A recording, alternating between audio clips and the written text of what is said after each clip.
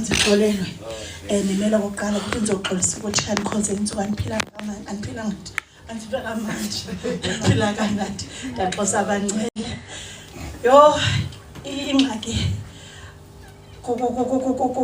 kuvuya ukuthi ndikwazile nako ndiqoma manje andingeke because yazi usatha naye uyashumeza mawuhleli athi usayaphi insuku ezingakuhlele endlini kodwa ndibuyelela nje ukuthi ndoyisile haleluya bendinomhlabelelo kodwa but ngenxa yexesha abangcwele amen haleluya haleluya Jesus siyabulisa ke kodwa ndibulisa mama ndibulisa sisi obhuti osandisikhuleka ngalo ngosu Yesu amen ndisindisiwe izono zami zoxolelwe zonke uYesu wayinceda impilo yami amen igama nguthandile wakwambayeka ndiyathanda ukuxolisa kuqala ukuba ndingekho izolo yes ndiyaxolisa kakhulu ndiyaxolisa ngokufika late namhlanje ndibulela ke inkosi eyenzileyo ukuba ndibe khona namhlanje umzimba udiniwe amen kodwa ndibulela inkosi eyandikhokelela uba ndifike ndingxame ndigqabaqabise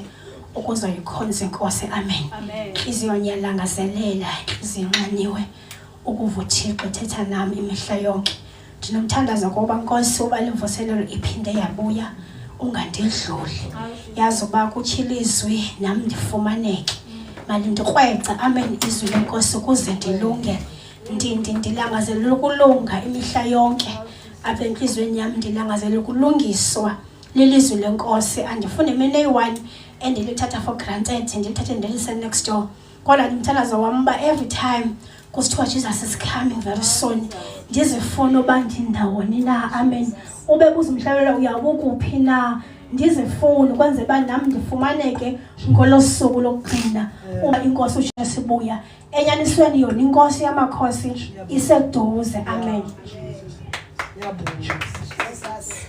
hallelujah amen hallelujah oh hallelujah thanda ukulisake kumoya ingcwele khona phakathi kwethu uliseke komama kobhuti kosisi Sunday school egama lika Yesu Kristu amen ngiyadada ukulo kwalekelwe ndisindise izono zami zixolele amen ndiyamthanda kakhulu ke uYesu Kristu wathi wayinceda impilo yami wayisindisa amen ndiyazalwa ke eNgcobo ndiyahlala apha eMossel Bay amen andikamboni kofana naye kuKristu amen nditshatile amen sesifufu kudala kumane sithiwa mama ugula utata ugula engabona amen nango ke utata ugula amen bulisa usisithandi kuhle kombona amen cela usisithandi azobulisa nje celwa ndim amen ndikhumula la nto yathi ngiqala ukubulisa ndibulise otata amen ndiyaxolisa ke ungakhonzi bendiphangele i-night shift amen uthe usiyahlima nobupha kodwa buphangele endiqhathe funa ndizo-emsa amen ndiyambulela kuba kuhle enhlizweni yami uba khona apha noba kushunyayelwa ngokubuya kaYesu ndipha emsebenzini amen nami ndiyasekeleleka amen lapho kufanele ndiguquke khona nami ndiyaguquka amen sekeleleke ke first day haleluya abantu baku TikTok bebuye lapho kuYesu ngendlela esesimanga baninzi abantu bangena haleluya so yayithinta impilo yami leyanto haleluya ukuba abantu do kushunyayelwa bayava abanini nokuba ngenene uYesu uyabuya amen usemnyango sengathi ngayinceda ngene yami impilo ndilunge haleluya noba nikhonza kodwa nibe ndilungile amen noba nisifakaza kodwa nibe ndilungile haleluya ndiyazicingezelela ke phakuyi ukuthi anixovule amen andakhe aniqonqe izinto angasifuni apha kum asisuse onke amasebe anganike isiqhamo awasuse kuze kusale lawo athwale isiqhamo awathene ukuze athwale isiqhamo ngakumbi amen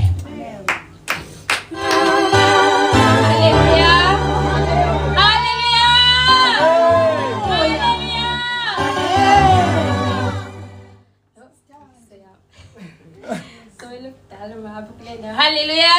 Amen. Amen. Bulisa umama, bulisa usisi. Amen. Sunday school. Elihle igama. Amen.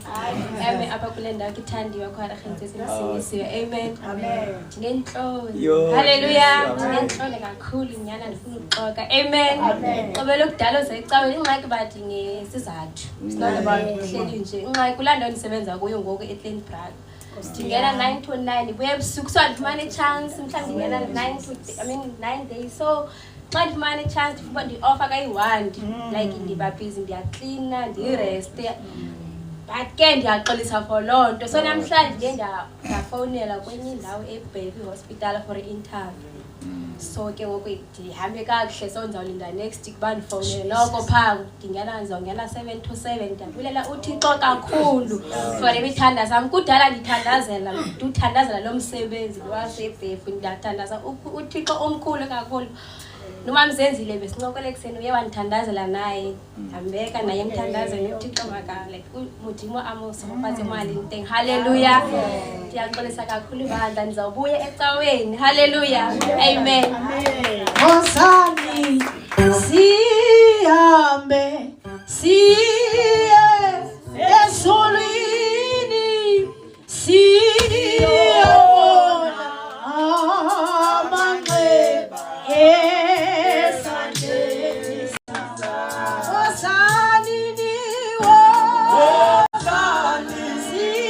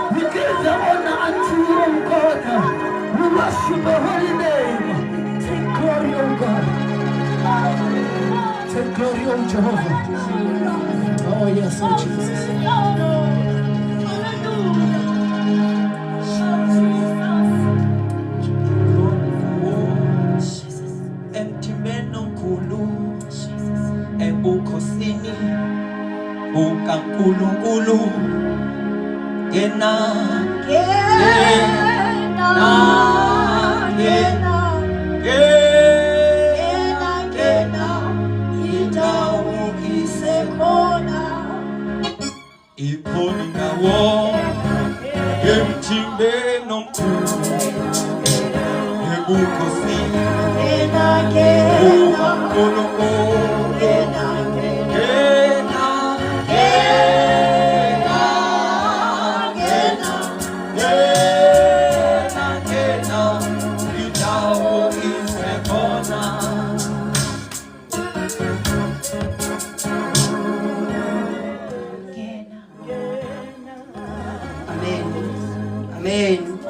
Haleluya.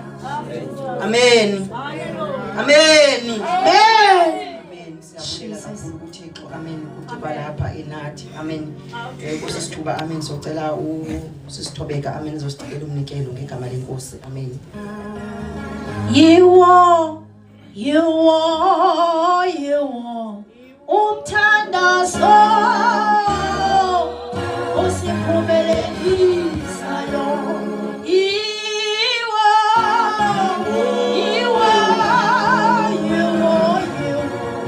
umthandazo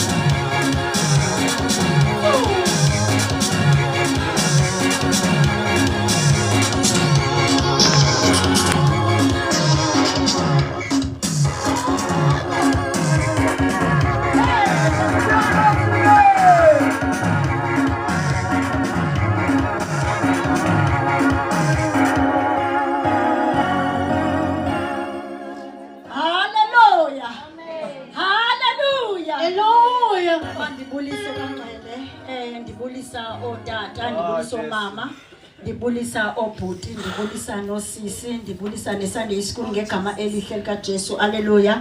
Sisithobeka kwaMbatsa, ndisindisiwe, ndiyamthanda kakhulu Yesu. Wayenzela inceba impilo yami. Haleluya. Wandichola, ndilahlekile, ndidukile. Ndingasazazi noba ndingubani. uYesu wafika empilweni yami, wandazisa ukuba ndingubani. Haleluya. Ndimile nje kungenxa yenceba nobabalo lukaKristu. Haleluya. Ngoba bakhona abalele abavuka, kodwa mna uThixo undenzela inceba uba mandekhona phakathi kwabantwana bakhe. Haleluya. Inye nje into endivuyisayo kubizwa njengoba ndingumntwana wakhe. Haleluya. Ndiceliwe ke bangcwele uba ndizokwenza inkonzo yethu yomnikelo. Ndizawucela sithandazeni. Bawethu olungileyo, bawethu onamandla, Nzulu yemfihlakalo, Nzulu yesimanga, ezalisa umhlaba nesibhakabhaka nasehlweni. Nkosi, sisondela phambi kwakho. Thixo namandla, onke abantwana bakho beseza bezomnikela. Thixo namandla ke banikela ngabo Nkosi abanako. Moyo oyingcwele ngokutshilo Nkosi wathi asinayo isilivele negolide, into esinayo lilizwi lakho. Thixo namandla beseza abantwana bakho moyo oyingcwele bezonikela ngaloo nto banayo noqobo lwabo siyalamkela. Thixo namandla ngoba bazinikezela kuwe ngegama likaYesu Kristu waseNazaretha. Amen. Yiwo umthandazo siphumelelisayo.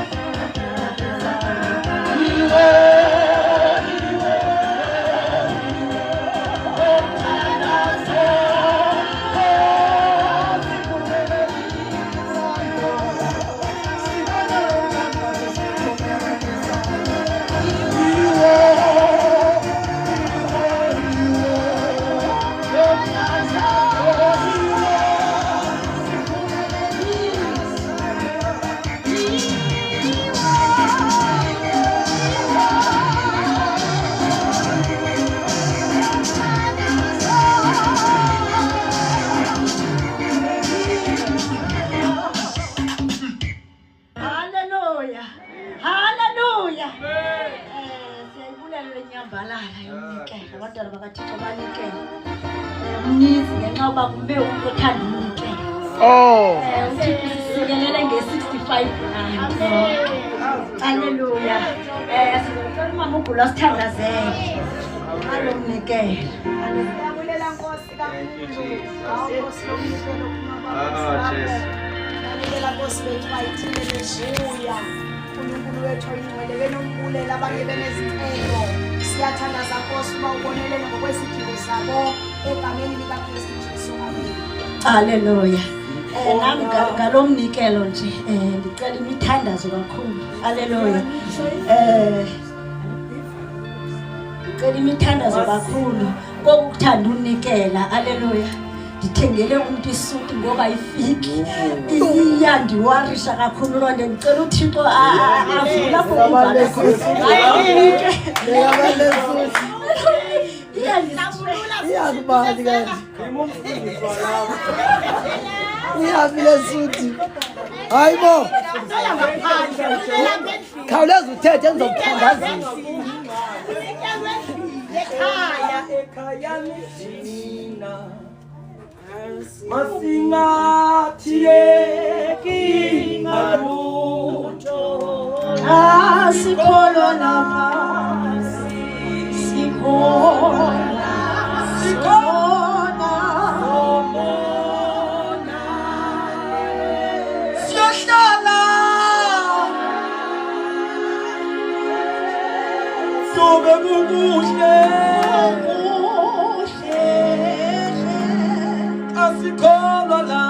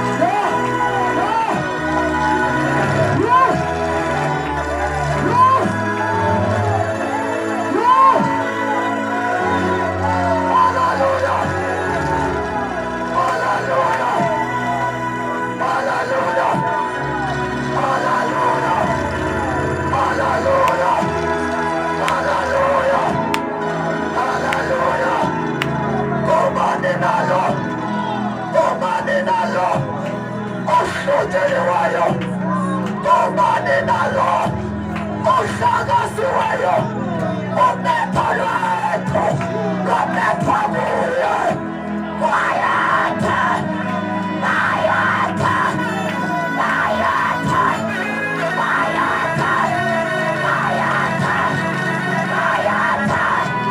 mayata, mayata.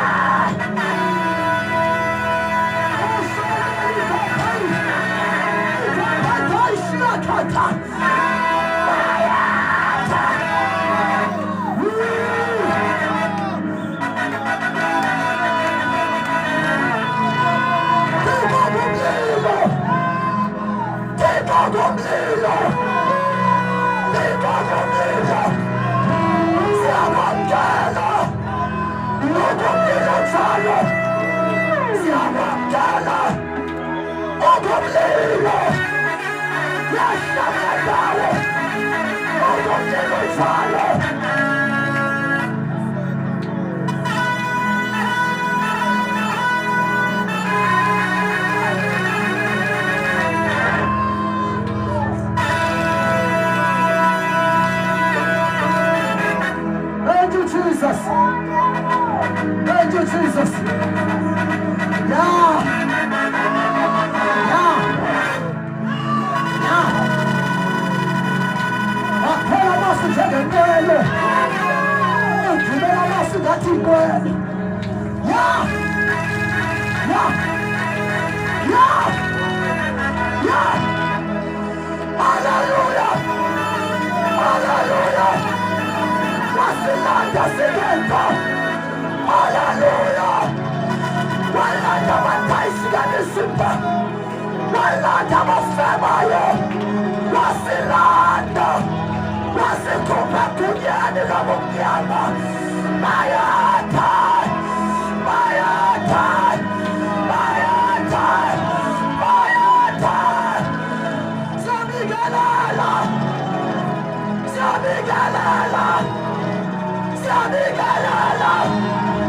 All of shadows. Sabigalala. All of shadows.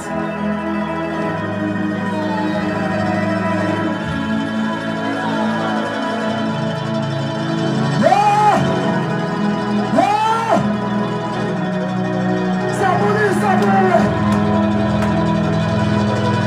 Sabuni, sabuni.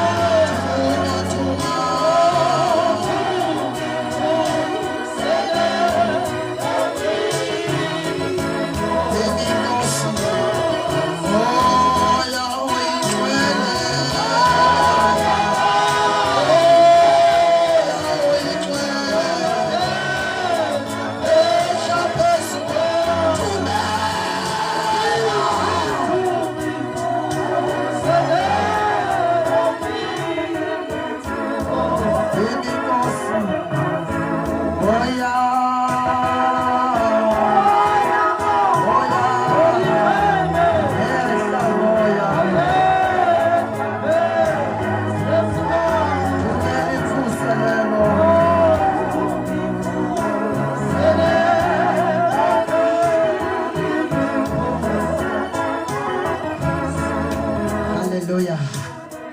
Amen. Hallelujah. Amen. Amen. Jesus. Hallelujah. Hallelujah. Thathe ithuba sibulise abathandekayo tata. Special greetings tata uGolwa.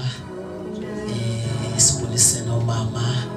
Sibulise obhuti nosisi egameni lenkosi uYesu. Amen. Besibulise egameni lenkosi uYesu. Amen. Uqala umbona ngokwafulani. Sinisiwe izono zami ziqalelwe. Amen. Hallelujah. Siyabulisa napha ku TikTok egameni lika Jesu. TikTok libandla elikhulu eliya kakhulu. Amen. Hallelujah. Yazi kwezinye indawo ke sifike kuzo sifika abantu bambalwa. Amen. Xa ushumayela lapha ngaphambili, hey inshumayela abantu shumayela stadium. Nawo sibalela abandla likhulu kakhulu. Hallelujah. Awuyula icima hey kwezinye indawo ke siye kuzo, hey bacaba kukho abantu. Amen. Kanti sithembe elabandla la TikTok egameni lika Jesu. Hallelujah. Namhlanje mkhulu sinexesha ngana. Linintsi namhlanje. Oh. Alibake igama lenkosi. Masifike siyezwile ngosibathandeka singalibazisi. Ngicela basilowuli kakhulu ke namhlanje. Amen. Ku TikTok sibane 100 and something every day esibukelayo, so amen. Siyabulela uThixo ngani. So njengoba ngithetha ngapha ke ngithetha ngani. Amen bathandekayo. So ke ngixolele ke ifever ifike yandibamba apha. Amen. Hallelujah. Ngicela basilowuli bathandekayo kakhulu so that ndifuna sive more than anything. Izolo ke sithethe izolo linye Monday siye sathetha ngebandla ukuthi uYesu uzawubuya azolanda ibandla lakhe. Amen. So satsho ke into ba sabala amaxesha ke Monday sizamela kusondela ukuqinisekisa into ba what time is it now, so that sikhonza uThixo silazi ixesha. Amen.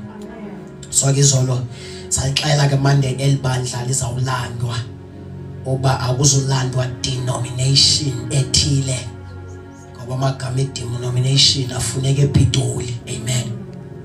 So xa uYesu ezolanda ibandla uzolanda umzimba. Sacacisa kuba intoni umzimba. Umzimba sathi uYesu abe back to God unawo amalungu wakhe. Amen. Naphaya Assemblies of God, naphaya Faith Mission, not wonke lamuntu pha lilungu kaJesu. Amen.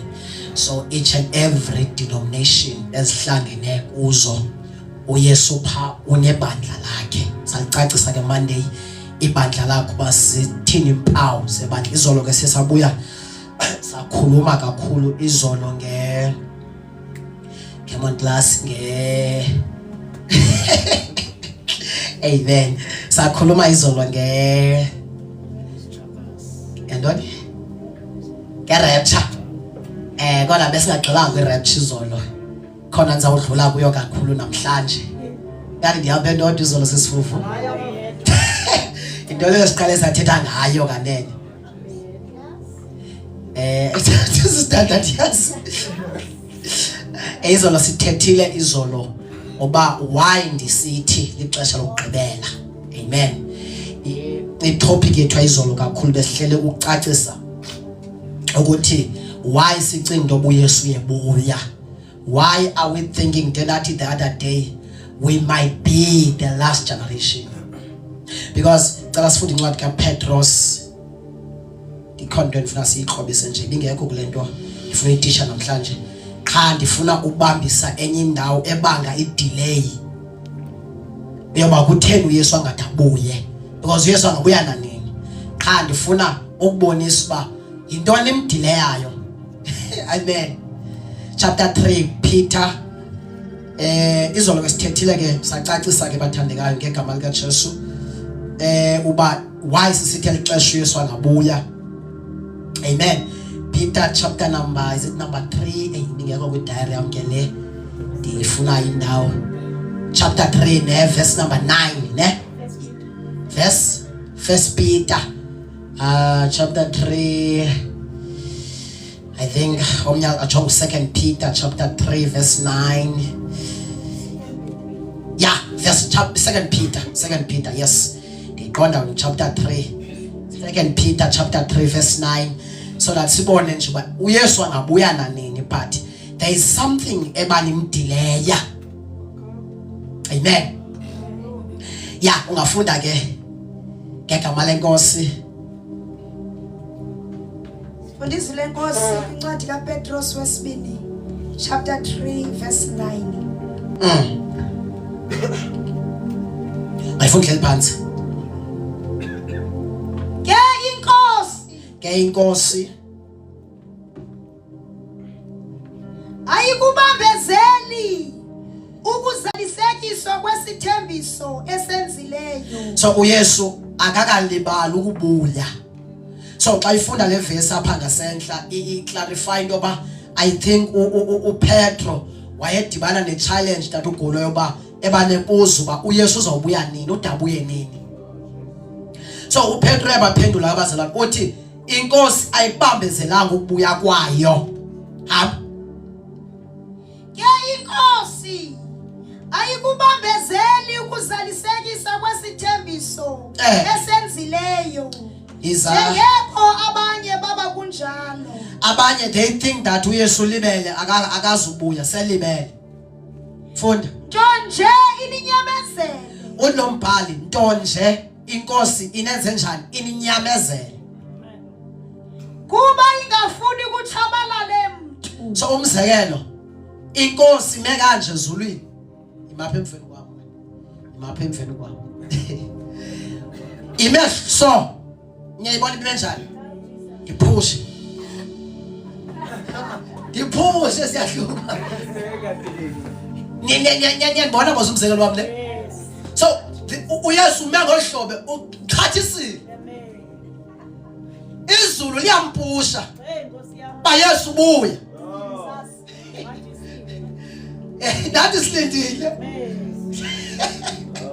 Amen. So uYesu uyadahuzisa. Izulu lifuna lingqamela izulu andithi lidikwa ngamanyala encithakalo enzeka phezulu komhlaba.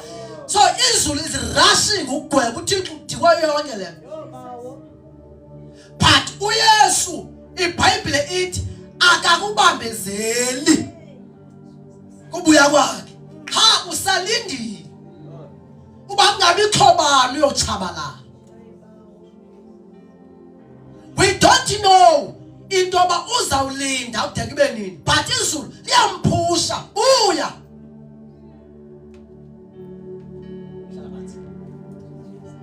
But he is merciful.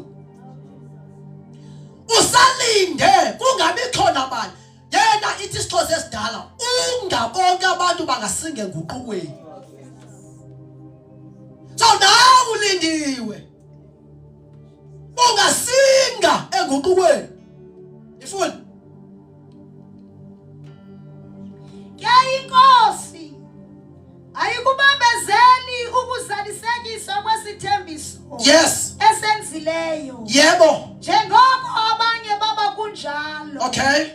Tonje ininyamezele. Kuba ingafuni. Longaphili kakuhle imnyamezele. Odlala icawa inkosi imnyamezele. Oh Jesus. He's ready ngabuya nini. If you understand this scripture, funeka understand ngabuya nini. But he's so kind to extend that usakulindile. Linda wena. Be right.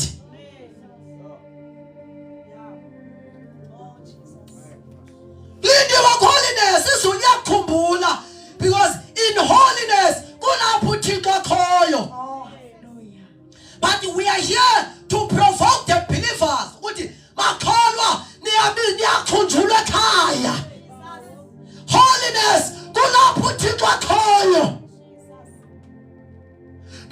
singahombisana sibe bahle. But in holiness is where we find God. Funa igqibele verse siyeke singelokulela namhlanje into. Ngoko ifuna wonke ubani afumane ithuba lokuguquka. Wonke umuntu afumana amathuba okuguquka. So uYesu ulinde lonto. Uba welinda kude kube nini? Nami ningandibuzi. But what we know, we don't know the date and the hour until so. That any prophet knows afika athi kuwe, ndithi last year wonke umuntu ebebelieve ngoba uYesu ubuya nge-23, kumele simqale lamkele uYesu. Because akalicall izwi. Udelela izwi umuntu ebebelieve alone. Because the Bible says nobody knows the hour of the coming of Jesus Christ. There's 2 years yet. Mathesalonika 4 verse 16 sithethe ngerapture namhlanje. Sawudlula nje namhlanje ufuna ke bathande kanti cela sifocus enenci. Ufuna sithathe ibandla siyobeka ezulwini ne. Siyaba zonke. Then sibeke pha kwesithathu izulu. Sawugqiba ulibeka pha ibandla. Ngomso sawuqala kakhulu incwadi ezithilelo. Revelation, the book of Revelation, because incwadi ezithilelo from chapter 1 to chapter number 3 to 4 ikuthethwa nebandla lisemhlabeni. Nikhona bathandekayo. Then from chapter 5 ukwenyukela sithetha after ibandla lithathiwe. Now incwadi ezithilelo ipreparisha abazalwane after chapter number 5 abangazuxhwithwa kwerapture. So ngomso sabe siqala sithethe ngabazalwane. Intwana zakwehlela abantu abangazuxhulwa kwerapture. Sakuprepare na ungazuxhwila. Amen. Ungamnawa sakuzama ngomso sikulungiselela ba uzuqaphele ntoni after rapture. Wakatho intande Shumela athi on that day of the rapture iyawuduma SABC1 eTV kuthiwa kukhona hundreds of believers ezidumileyo. That day is at hand bathandekayo. So tomorrow I'm prepare. If by any means we are share with rapture, some preparation ngomso. So namhlanje sithethe ngerapture na nokuthi zonke ezi process because nebandla alivele liyongena ezulwini khalakatha. Khona izinto ibandla before lingene ezulwini on the day of rapture. Khona izinto ibandla sazifunda elidluliswa kuzo. Now ke basiqala understand ngoba kukhona into okuthiwa xa ibizwa intshutshiso. Xa ibizwa i-tribulation. Xa ufuna incwadi kaMatthew 24 istadisha uzayifumana uYesu phawuba nesithi kukhona imbandezelo ezawubakho engazange yabakho engasoze iphinde ibe khona. Now kukhona i7 years okuthiwa xa ibizwa yi-tribulation. Kube khona i-beginning 3.5 years ekuthiwa xa ibizwa it's a beginning of the sorrow. Now first understand into yoba ibandla alikho ku-tribulation. Ngoba ibandla sesinye seziqu zikaThixo esemhlabeni. Cela uzuyibhale phansi uyifunde amaTesalonika besibini chapter number 2 uyistadishe yonke. Phayana ithi amandla ka-Antichrist sekhona. Niyifaka kahle bathandekayo. Amandla ka-Antichrist atheni akhona. Ayasebenza. Already u-Antichrist sekhona. Isho la verse. Ithi ke ngoku ha usebenza ngaphansi. Ulinde umbambezeli. Kubani umbambezeli? Umoya ingcwele nebandla. Ngoba xa lixhwila ibandla lo moya ingcwele uzamka.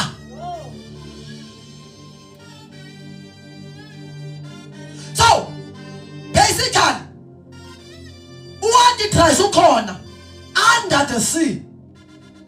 Kwathe Tiro chapter number 13 uzawuvuka nompondo ezilishumi. But u-Antichrist cannot work apho kukhona ibandla.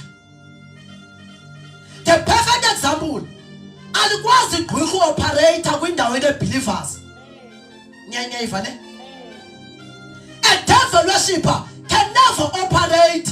Xa elalini kukhona umuntu oyi-1 osindisiweyo zikhona into zamagqoka ezingahambi kakuhle. Same as Antichrist. Antichrist akakwazi uphuma aze ebantwini ibandla lisekhona. Ngicacela.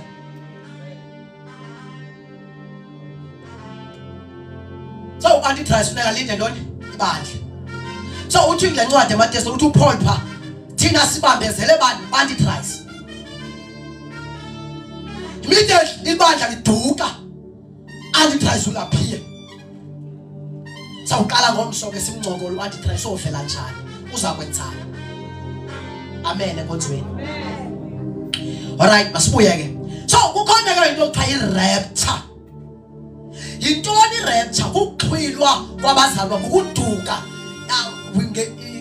According to 15 verse number 54 uzayifumana pha i-rapture besiyifundile izolo indaba ye-rapture. But don't first understand kukuduka kwabazalwane ngephanyazo kweso.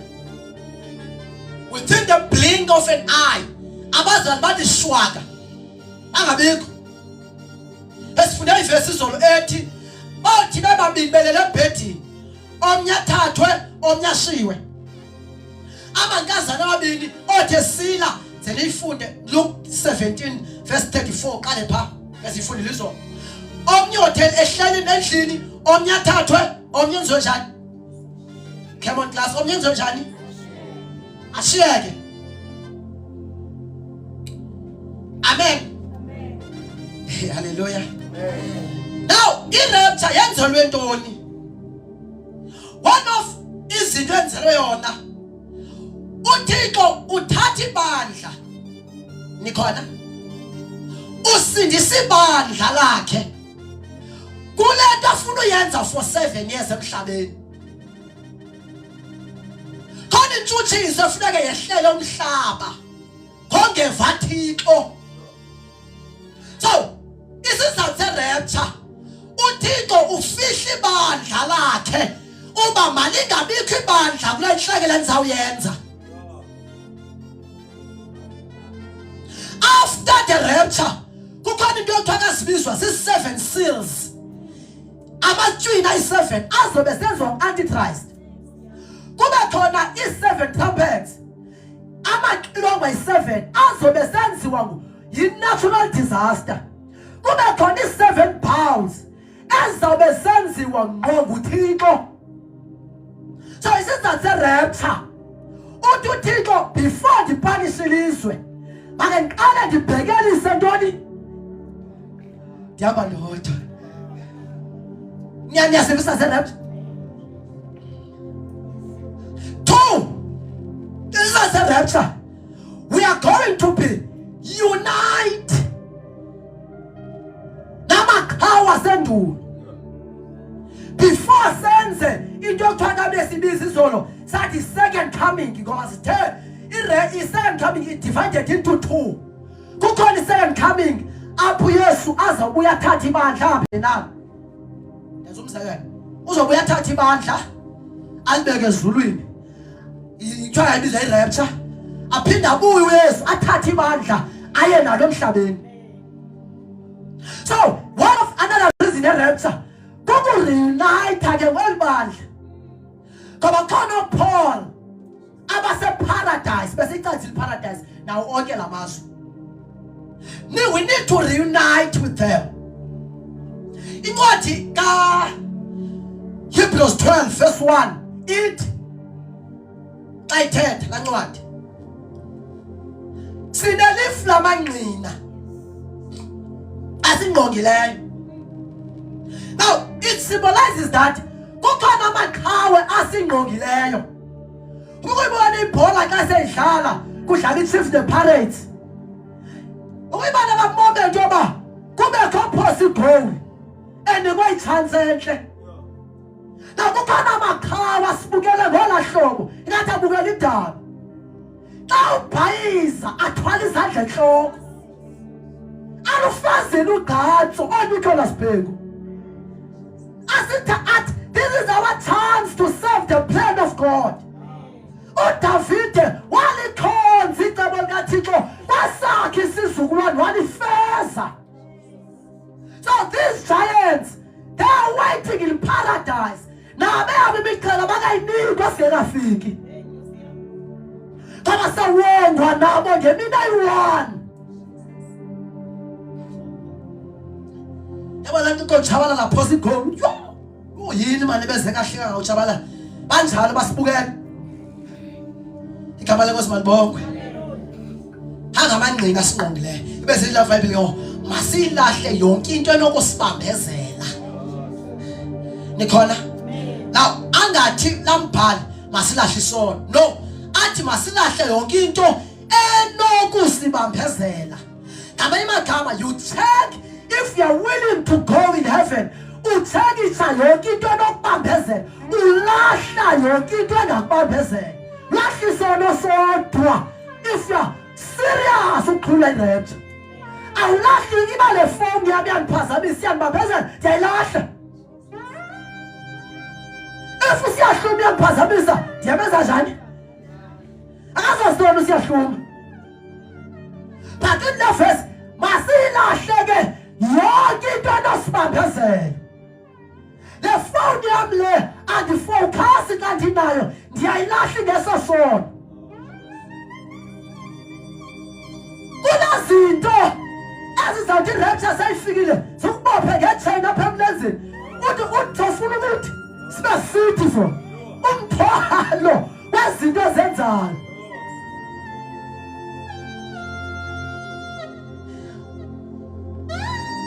so abuye uYesu azolilanda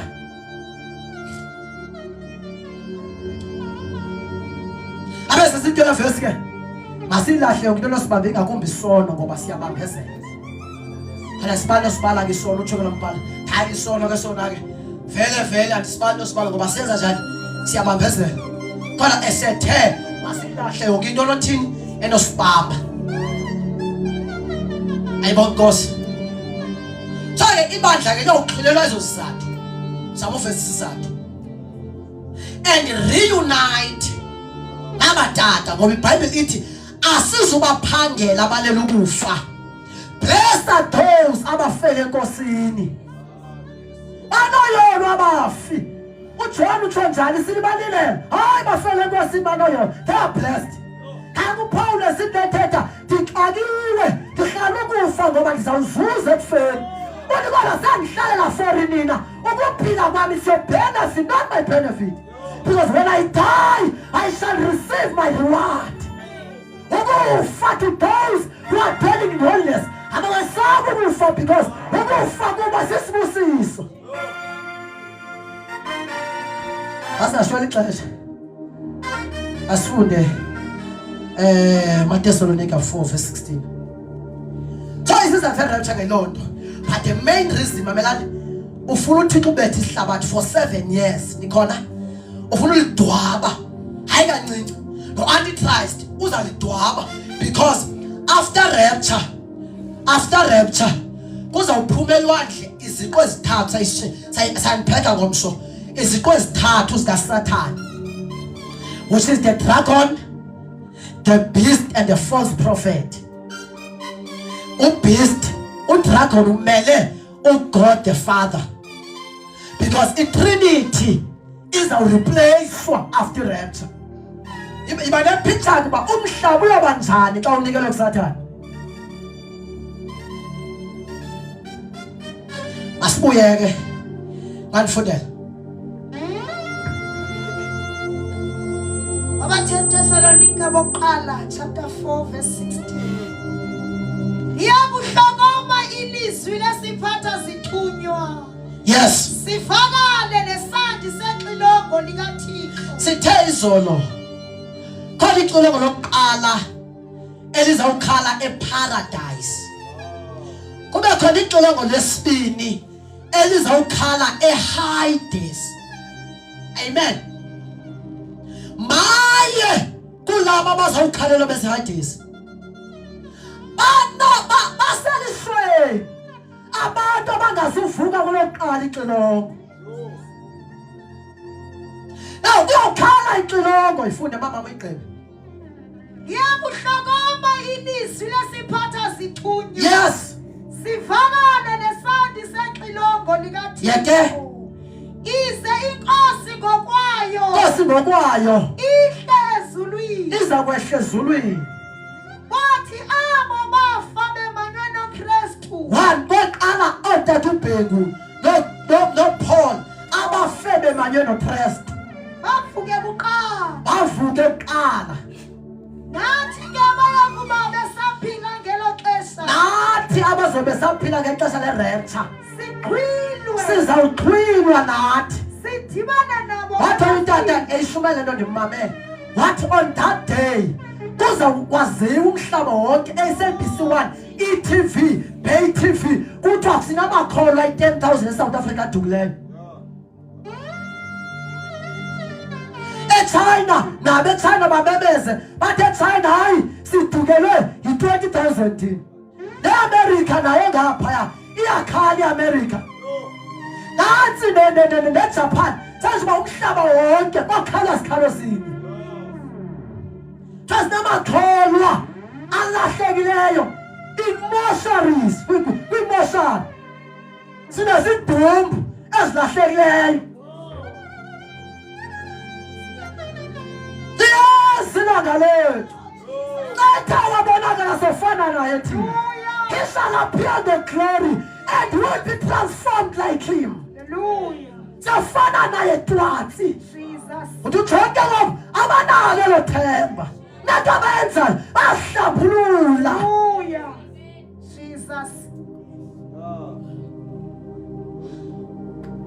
ifunde mama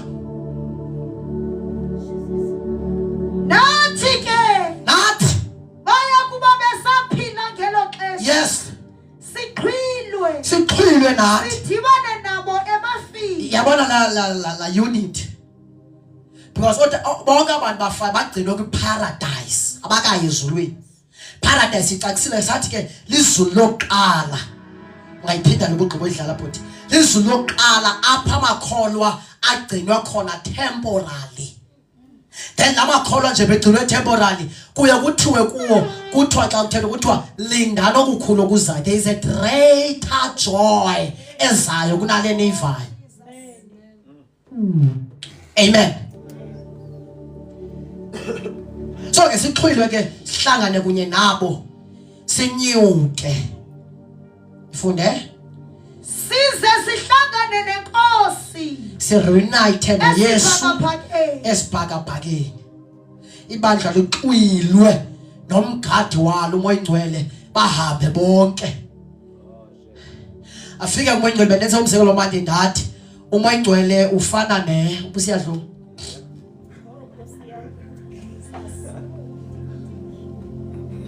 umoya ingcwele alithatha ibandla I'll present her before Jesus abese andithi besithe umoya ingcwele ume ebandleni njengotata wentombi nikhona kwaba nguye obegciniswe in fact mosa xa umuntu etshata andithi unikelwa kwi-parent guide umzali wakhe ne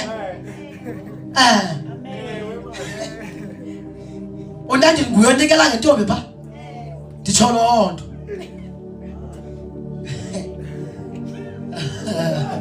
hallelujah so umoya is standing ngoba ezolipresenta before Jesus alisalmise lingena mibimbi lingena bala lingena sici mama Hebrews chapter 5 verse 25 yasifakazela lingena sici nabala iba ne picture xa kuthintwa ina sici kuthethwa ngento enikwe the holy blanket whereby unika ingubo emhlophe uhamba phakathi kwedaka le ngubo emhlophe sifuna siyipresenta before the Father ingenalo nebala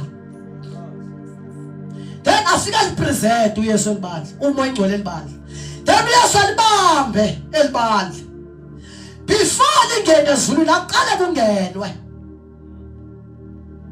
izolo sithethe nge-judgment eziyi-2 sathi hlala phansi kukhona i-judgment ekuthiwa ibizwa yi-white grey throne efumaneka kwizichilelo 20 verse 11 apha iBhayibhile ithi ndabona abafileyo beme phambi koThixo abancinci nabakhulu i-believers azikho pha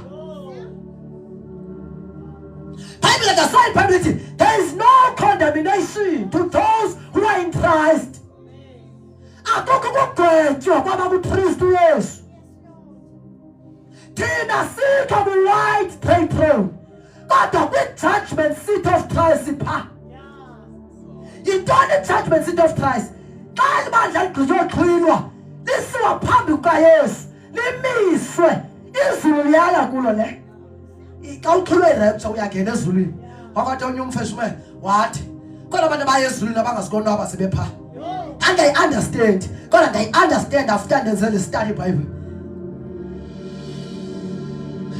wathi omnye ndishumayela le message wathi amntafulani hayi mna noba xa uthi bayona ezulwini noba ndangiluza umoya papa hayi bani phakathi mntafulani ngabe ngithi futhi kukho imiqhele pha uzawulila wathi abani phakathi cha noba ndingilozo besosula isithuli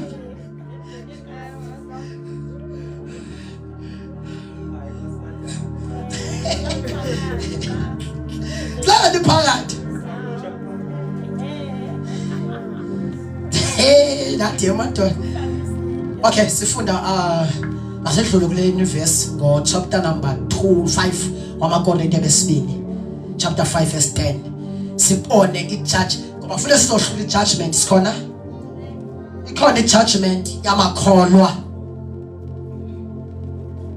sibe nayo ijudgment yabahedeni ijudgment yabahedeni nathi sobe sikhona ngiyandiva why ndisitsho incwadi yamaKorinte boqala 6 yanifakazela ithi thina kuthanda nesizohlulwa kugweba inhlanganiso yasemhlabeni ngoba thina sizawugweba nezithunywa ngiyandiva we will judge thina kwi-white throne throne niyazohlula judgment kukho i-judgment seat of Christ kube khona i-white throne i-judgment seat of Christ izakwenzeka on the day of rapture i-white throne izakwenzeka on the last day kuzawugwetshwa umhlaba niyandiva ke ngo so thina sizawuqala kwi-judgment seat of Christ kwi-white throne sobe sibe noYesu pha sigweba thina noYesu sigweba ihlabathi niyandiva inzima into ba sathi singabazali sigweba ihlabathi nawe ube uphilinini masibuyeke lithathwe ibandla kuYesu liyamiswa phambi kwe-judgment seat of Christ apho uYesu engazuba yisavior ezobe ijaji etshintshe apho for abazalwane ke ngoku abaphile ngcwele makayifunde mama ukhulu abangathi indethi kuya abazalwane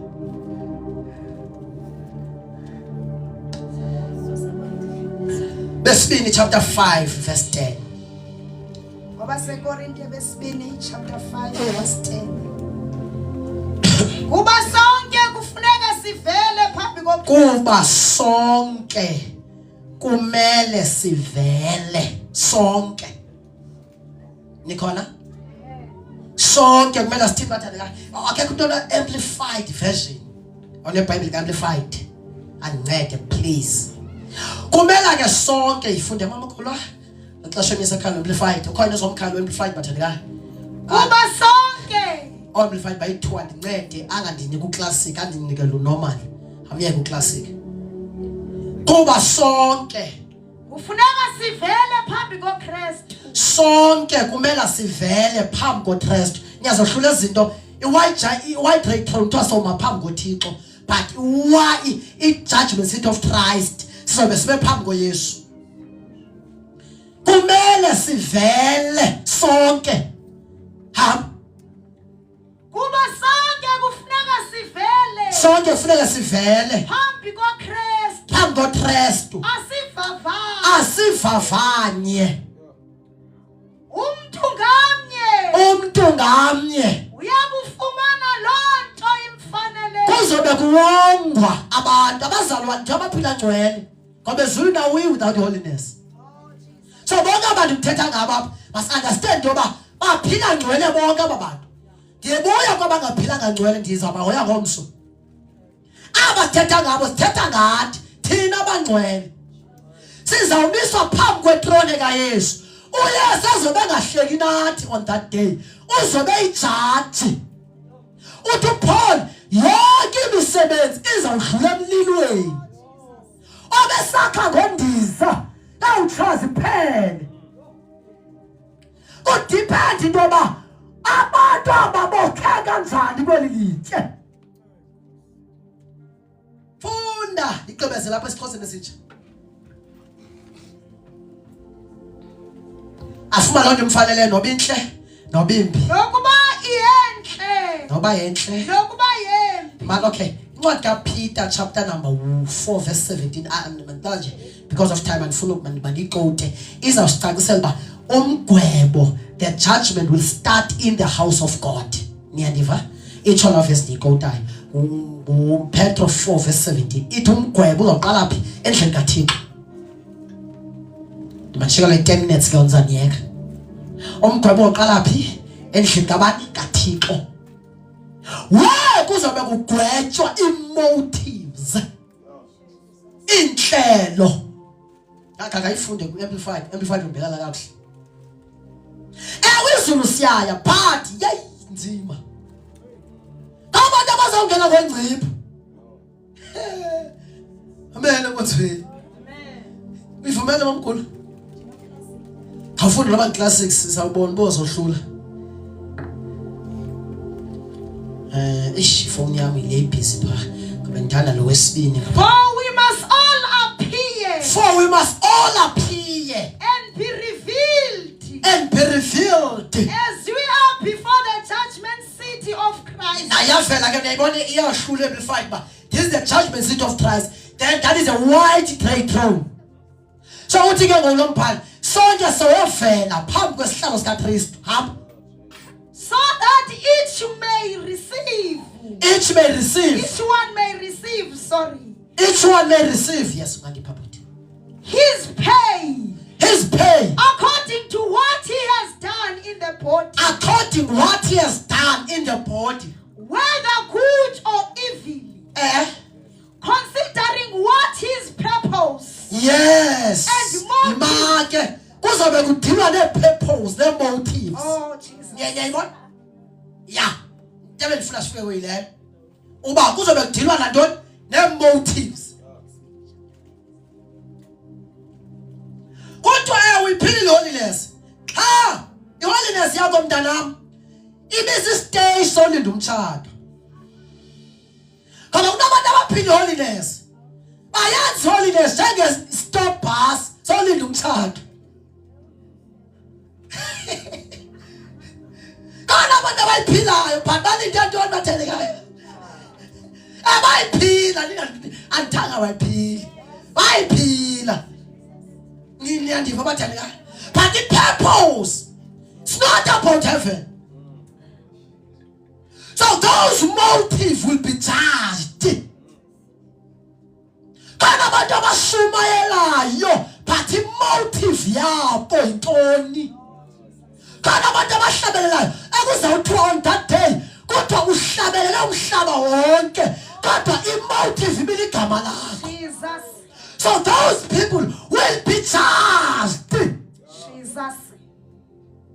kana kuzabe kujudgwa even our ministries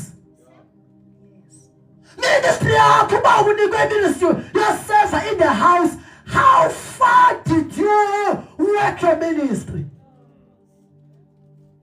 ngiyayibona uma unikwe iministry yoba xa kube itende unikele nge-wages yakho yonke uzawubuzwa on that day how far did you make that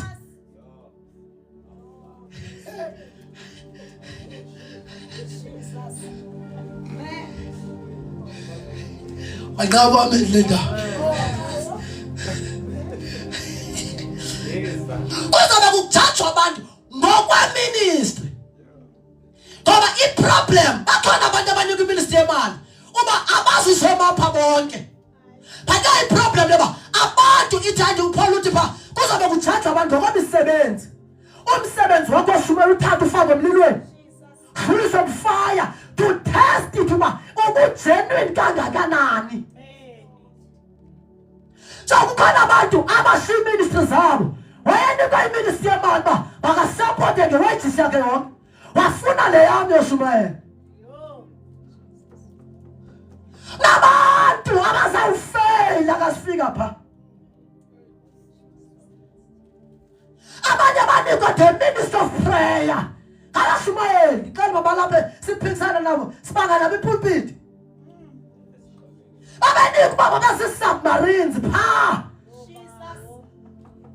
abanikwa babathandazela imiphefumulo jonga apho singcwabeni yakhona ezulwini ayikho ilanguage ethethwayo ngaphandle kwesongs ezulwini xa kukhona iholiday yakhe abakhona kuyabuzwana ba Paulo sangakawutsho yamini kwakusenzo kabangaphi kwangale mina namhlanje yale njengoba yathi wena uvisa i-birthday phezulu kungcola ngesongs ba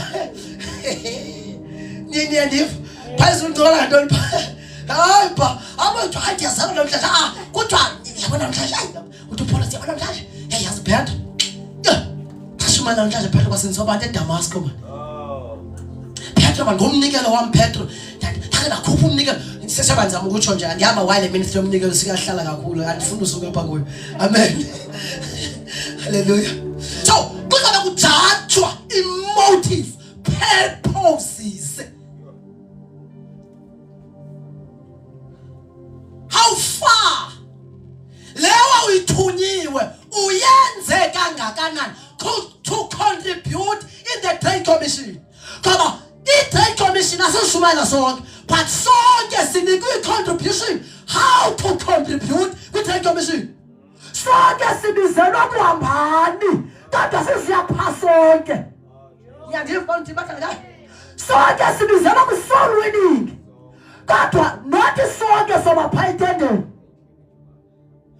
sizawuyapha intendeni ngokweministry zethu if the ministry of God to la power will be there.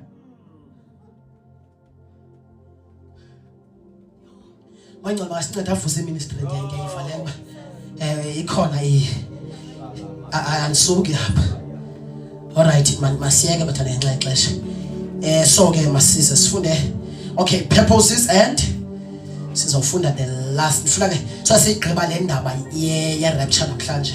Because of time bathandeka ngicela sigqibe sikhawulezise navala iBhayibheli yami mayifunda nje purposes and what his purpose and motives have been and what he has achieved ngiyayiva umenzeleni uYesu akuthiwa uYesu uyangena ezulwini but what have you achieved for Christ uYesu kufele emnqamlezweni umenzeleni wena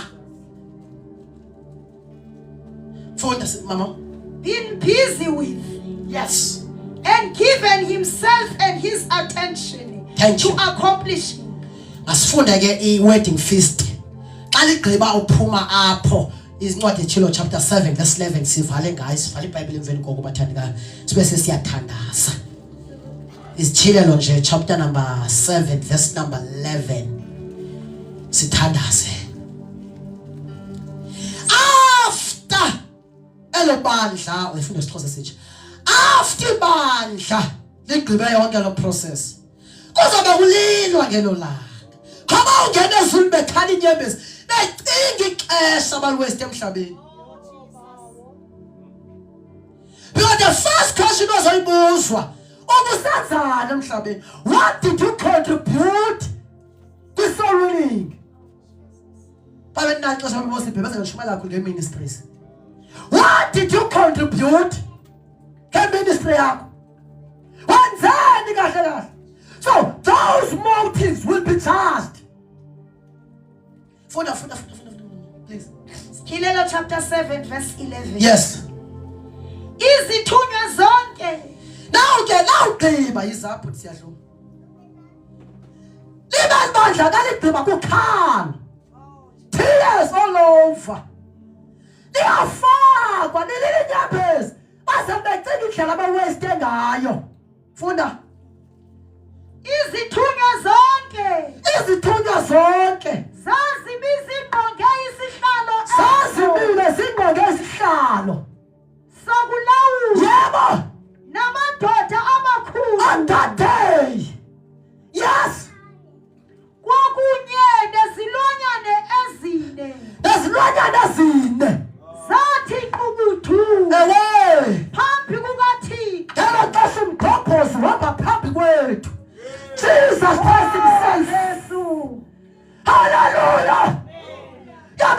phambi kwethu. Funda mama. Zathi iqukuthu phambi kukaThixo. Siqukuthe phambi kukaThixo masingena. Osesihlalweni sakhe. Ewe. Zaqula. Zaqula. Sisithi. Sasisithi. Amen. Amen. Umongo. Ungena thina lokuthi. Jesus. Sizongena zokuhlupheka zininzi. Sizongena zokuhlupheka kwelizwe. But siyaya. Hallelujah. Siyaya. Wetanka Satana Tadagatan.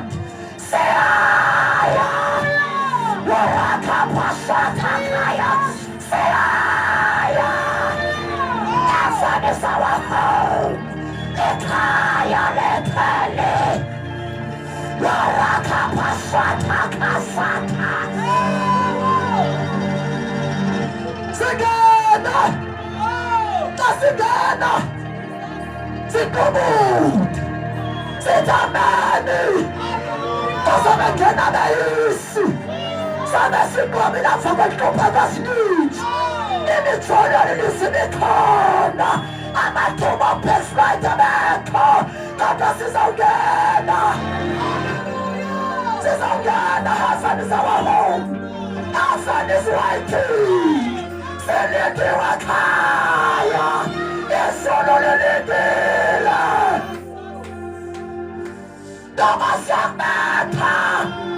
Fotolo lupagame! Yesono lelidila! Awa! Lelidila! Tesopalo! Atemoya twana! Bato pagila malapaya! Samego chagila!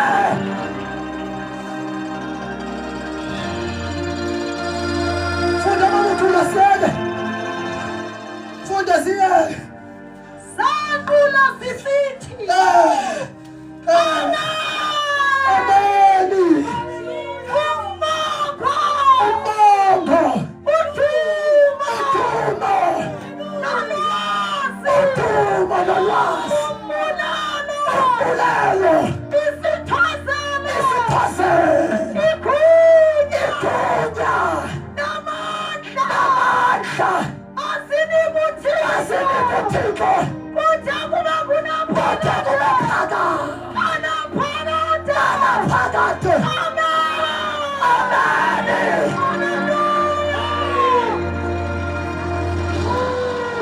Imusi iphethe nkulu! Babana babangenayo! Baphela bukasimhlophe! Baphethe noYohane! Bathandaza inkosi kwayaziyo! Yaphethe lenkosi yakhe! Yathaba abangenayo! Ngabasuka mphathazela nentombi! Basihlaphe inkomo zabo! Zabamhlapha kwakhapi! Hallelujah! Hallelujah! Seliniwe! Isolo lilindile! Okade salahla iphapha! Okade sakhipha pha! Seliniwe! Seliniwe! Asibeke ndawo! Asithandaze! Asithandaze! Uyakhaphai! Uthayithayphai! Umayikhai Satan! Lula! Lukhaphai! Lukhaphai Satan! Alwaluhatophaithai! Lurakhaphai! Hallelujah!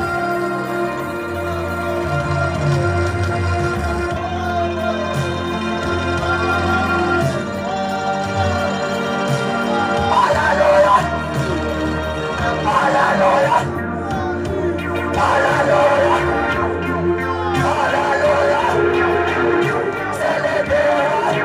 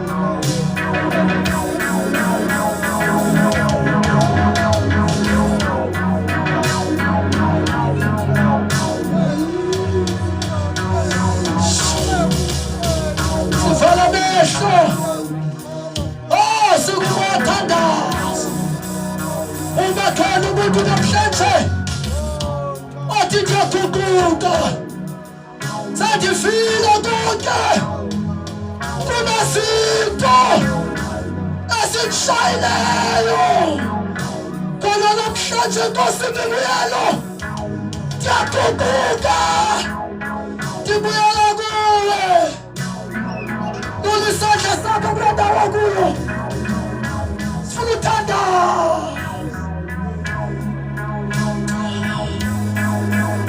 ulisandla xa usondele ngaphambili tata ukhulwa sathandaza sondela ngaphambili bekhona umuntu namhlanje osifanayo othi unezinto ezishayelayo babuya sakabuya ndiyasibona ndisala kodwa yazi ndibuyalo mhlawumbi ubomi bami ndiyaphenduka ndiyaguquka ndifuna loo nto etshoyo agijimase ngaphambili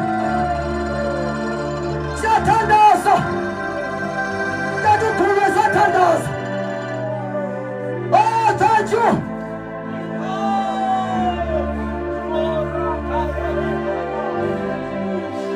Mandele prokosaya ushanana limokosia ilimaya ushalamande ilimande liprokosaya ungale ungale ungale ungale ungale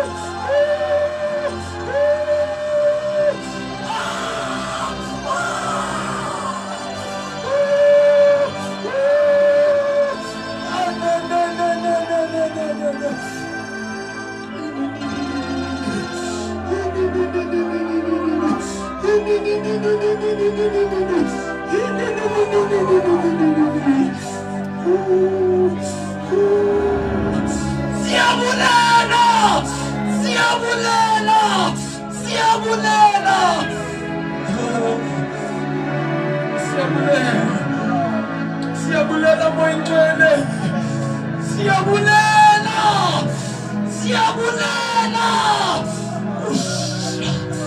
intakapaya intakapulia kasuta urakatakapaya entakapaya irakata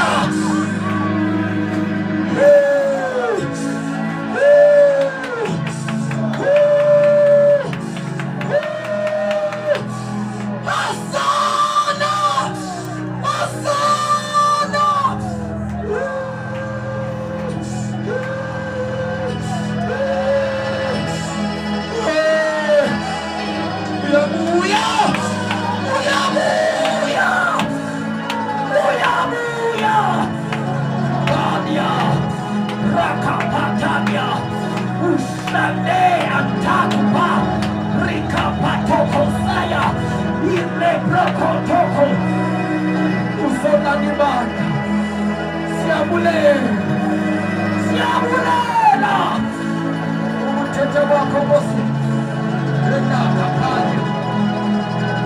Thank you Jesus.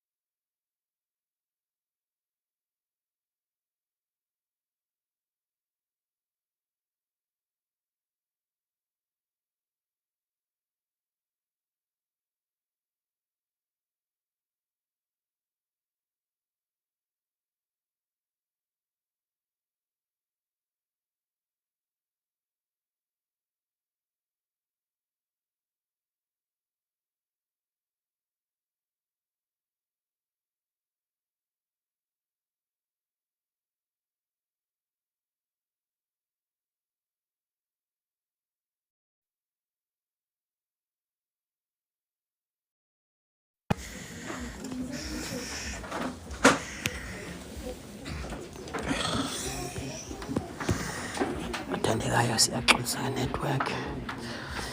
Siyaxolisa kakhulu nge-network bathandekayo. Siyaxolisa kakhulu mangcwele. Siyaxolisa kakhulu ngegama lenkosi Yesu. We apologize. Siyakhonzisa ngomswapha ku-live. Ngegama lenkosi yethu uYesu siyakhonzisa late apha ku-live. Kusukela ngo-6 kusukela ngo-6 siyakhonzisa abathandekayo egameni likaYesu waseNazaretha. Kusukela ngo-6 sizawuzama uvula live u-6 6:30 uba nojonga. Sizawuzama umvula abathandekayo ngegama lenkosi Yesu. Sizawuzama kakhulu ukuvula live in Jesus name. Ndineflu bathandekayo, ndixolele ivoice yam ayiphumi nakakuhle. Inkosi bathandekayo, inkosi nisikelele. Yo, babhayini bathandekayo, babhayini lalani inkosi.